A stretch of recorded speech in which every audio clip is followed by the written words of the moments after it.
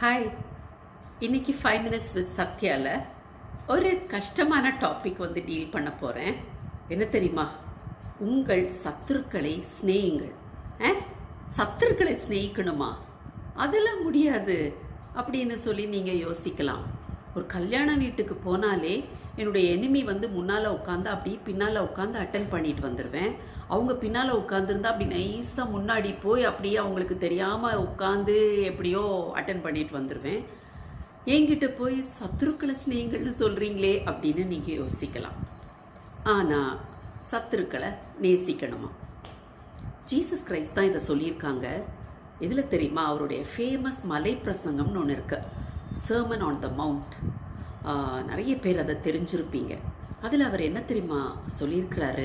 உங்கள் சத்துருக்களை சிநேகியுங்கள், உங்களை சபிக்கிறவர்களை ஆசீர்வதியுங்கள், உங்களை பகைக்கிறவர்களுக்கு நன்மை செய்யுங்கள், உங்களை நிந்திக்கிறவர்களுக்காகவும் துன்பப்படுத்துகிறவர்களுக்காகவும் ஜெபம் பண்ணுங்கள் அப்படின்னு சொல்லியிருக்கிறாரு.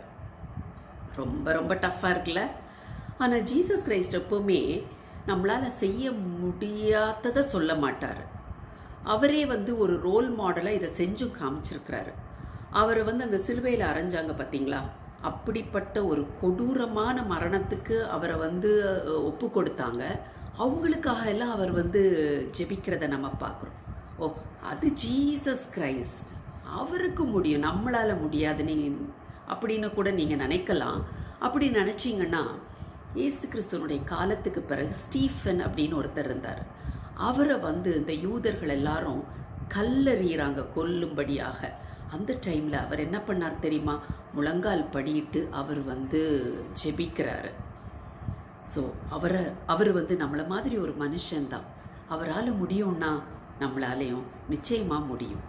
அப்புறம் இந்த நீதிமொழிகள் அடிக்கடி நான் உங்களுக்கு அந்த புக்கிலேருந்து சொல்கிறேன்ல, ஆலோசனைகள், இன்றைக்கும் அதுலேருந்து தான் சொல்ல போகிறேன். நீதிமொழிகள் 24ஆம் அதிகாரம் 17-18 வசனங்கள். இங்கே என்ன சொல்லப்பட்டிருக்குன்னா, உன் சத்துரு விழும்போது சந்தோஷப்படாதே, அவன் இடரும் போது உன் இருதயம் களி கூறாதிருப்பதாக. ஐயோ, இப்படி நம்ம எத்தனை தடவை நினச்சிருக்கோம் அப்படின்னு சொல்லி இப்போ நீங்கள் நினைக்கலாம். அடுத்த வசனத்தில் சொல்லப்பட்டிருக்கு, கர்த்தர் அதை காண்பார், அது அவர் பார்வைக்கு பொல்லாப்பா இருக்கும், அப்பொழுது அவனிடத்தினின்று அவர் தனது கோபத்தை நீக்கிவிடுவார். இப்போ இந்த வசனத்தில் என்ன சொல்ல வர்றார்னா, இப்போ உங்களுக்கு ஒருத்தவங்க கெடுதி செஞ்சுட்டாங்க, உங்களுக்கு விரோதமாக பெரிய ஒரு தப்பு பண்ணிட்டாங்க, துரோகம் பண்ணிட்டாங்க, அதனால உங்களுக்கு நிறைய பண கஷ்டம், மன கஷ்டம் எல்லாம் இருக்குது. அப்போது நீங்கள் அவன் நாசமாக போகணும், அவனுடைய பிஸ்னஸில் பெரிய லாஸ் வரணும், அவன் கை உடையணும், கால் உடையணும், இப்படியெல்லாம் நினைக்கக்கூடாதான். அது மட்டும் கிடையாது, நீங்கள் அப்படி நினைக்கல, ஆனால் எதேச்சியாக அவருக்கு அப்படி நடந்துருச்சுன்னு வச்சுக்கோங்களேன், அந்த டைமில் நீங்கள் சந்தோஷப்படக்கூடாதான். அப்படி நீங்கள் சந்தோஷப்பட்டீங்க அப்படின்னு சொன்னால் கர்த்தர் அவங்கிட்ட வச்சிருக்கிற கோபத்தை எடுத்துருவாராம். கர்த்தருக்கு அவன் மேலே எதுக்கு கோபம் அப்படின்னு யோசிச்சிங்கன்னா, நீங்கள் ஒரு கடவுளுடைய பிள்ளை, உங்களுக்கு அவர் பெரிய துரோகம் பண்ணியிருக்கிறாரு, ரொம்ப மன கஷ்டம் கொடுத்துருக்கிறாரு, தீங்கு செஞ்சுருக்கிறாரு, அதனால அந்த மனுஷன் மேலே தேவனுக்கு ஒரு கோபம் இருக்குது. ஆனால் இப்போ நீங்கள் என்ன பண்ணுறீங்க? அந்த மனுஷனுக்கு ஒரு பெரிய ஒரு தீங்கு ஏதோ நடக்குது, நீங்கள் மனசுக்குள்ளே சந்தோஷப்படுறீங்க, நல்லா வேணும் வேணும், எனக்கு எவ்வளோ பெரிய துரோகம் பண்ண அப்படின்னு நீங்கள் நினைக்கிறீங்க. அது கர்த்தருக்கு பிடிக்காது. அப்போது அவன் மேலே ஒரு கோவம் வச்சுருக்கிறார் பார்த்தீங்களா? அதை அவர் ரிமூவ் பண்ணிடுவாராம். ஓ, இப்படியெல்லாம் வேறு விஷயம் இருக்கா? சரி, அப்போ நான் இனிமேட்டு என்னுடைய சத்துருக்களுக்கு ஏதாவது கஷ்டம் நடந்துச்சுன்னா, அவங்களுக்கு ஏதாவது துன்பம் வந்துச்சுன்னா நான் சந்தோஷம்லாம் படமாட்டேன் அப்படின்னு நீங்கள் இன்றைக்கி ஒரு டிசிஷன் எடுக்கலாம். டிசிஷன் நல்லது தான்.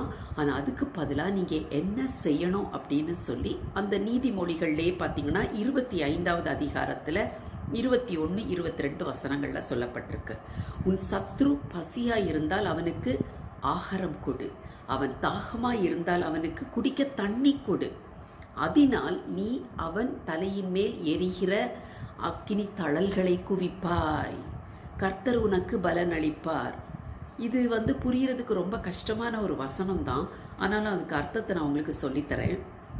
இப்போ உங்களுக்கு பெரிய தப்பு செஞ்சுட்டாங்க ஒருத்தவங்க, அவங்களுக்கு வந்து இப்போ ஏதோ ஒரு கஷ்டம் இருக்குது, நீங்கள் அதை தெரிஞ்ச உடனே நீங்கள் என்ன பண்ணணுமா, அவங்களுக்கு ஹெல்ப் பண்ணணுமா. ஆனால் நீங்கள் அப்படி ஹெல்ப் பண்ணுவீங்கன்னு அவங்க கனவுல கூட நினச்சிருக்க மாட்டாங்க. அப்போ அவங்களுக்கு எப்படி ஒரு ஃபீலிங் இருக்கும்னா, அவங்க வெட்கப்பட்டு கூனி குறுகி போகும்போது எப்படி இருக்கும்னா, அவங்க தலையிலேயே அக்னி தடலை கொட்டின மாதிரி இருக்குமா. சரி, ஆனால் உங்களுக்கு என்ன கிடைக்கும்? உங்கள் சத்துருக்கு நீங்கள் ஹெல்ப் பண்ணீங்கன்னா, நன்மை செஞ்சீங்கன்னா உங்களுக்கு என்ன கிடைக்கும்? கர்த்தர் உன்னை ஆசீர்வதிப்பார். உங்களுடைய லைஃப்பில் தேவன் உங்களுக்கு ஒரு பெரிய ஆசீர்வாதத்தை கொடுப்பார். ஏன்னா நீங்கள் அவர் உங்களுக்கு கொடுத்துருக்குற ஆலோசனையின்படி செய்கிறீங்க பார்த்தீங்களா.